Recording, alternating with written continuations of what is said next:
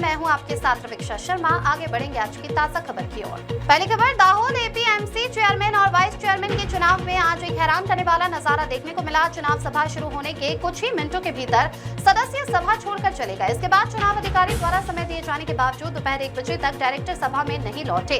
अंततः चुनाव स्थगित कर दिया गया, जिससे अनाज मार्केट सहित पूरे शहर और जिले में हड़कंप मच गया है। दाहोद अनाज मार्केट के चेयरमैन और वाइस चेयरमैन का चुनाव आज सुबह 11 बजे बाजार समिति के सभा कक्ष में चुनाव अधिकारी दिनेश खेर द्वारा आयोजित किया गया था। उस समय मार्केट के निर्वाचित सदस्यों सहित सभी डायरेक्टर सभा कक्ष में उपस्थित हुए थे, लेकिन सभा की विधिवत शुरुआत होने से पहले ही सभी सदस्य सभा कक्ष छोड़कर चले गए।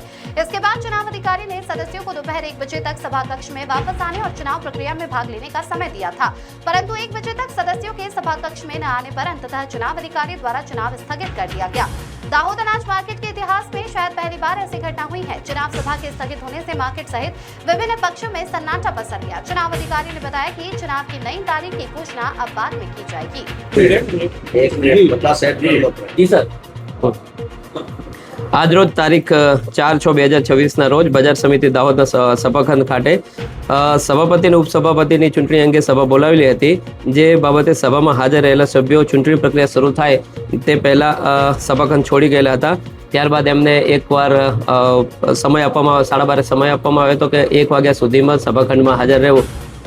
1 વાગ્યા પૂરું થયા, 1 વાગ્યાનો સમય પૂરો થયા પછી પણ સભા સભ્યો ડિરેક્ટરશ્રીઓ હાજર રહેલા ન હોવાથી હાલની ચૂંટણી માટેની સભા છે મોકૂફ રાખવામાં આવે છે અને નવી તારીખ હવે પછી જાહેર કરવામાં આવશે। Thank you so much. સાહેબ, જ્યારે શરૂઆત થઈ બધા સભ્યો આવ્યા ત્યારબાદ એ લોકોએ વોકઆઉટ કર્યું, શું કર્યું? ને એ કારણ એમને ખબર હોય, અમને ખબર નથી। એટલે કે કેટલી વાર તેડી રહ્યા? થોડો સમય કઈ 5 મિનિટમાં આવી છે એમ કરીને નીકળેલા હતા, પછી આવ્યા નથી। સર, ચૂંટણી પ્રક્રિયામાં હાજર રહ્યા બાદ એમની રજીસ્ટરમાં સહી લેવામાં આવી હતી, ત્યારબાદ લોકો બહાર નીકળી શકે?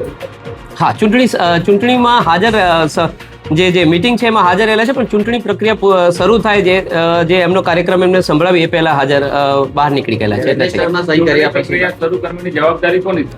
ચૂંટણી અધિકારીનો હોય છે। તેમના દ્વારા કેમ ચૂંટણી પ્રક્રિયા ચાલુ કરવામાં આવેલી હતી અને એ જે કાર્યક્રમ છે એનો ટાઈમ ટેબલ એ સંભળાવી એ પહેલા એની ચર્ચા કરવા માટે બહાર નીકળેલા છે અને પછી આવેલા નથી। Thank you so much.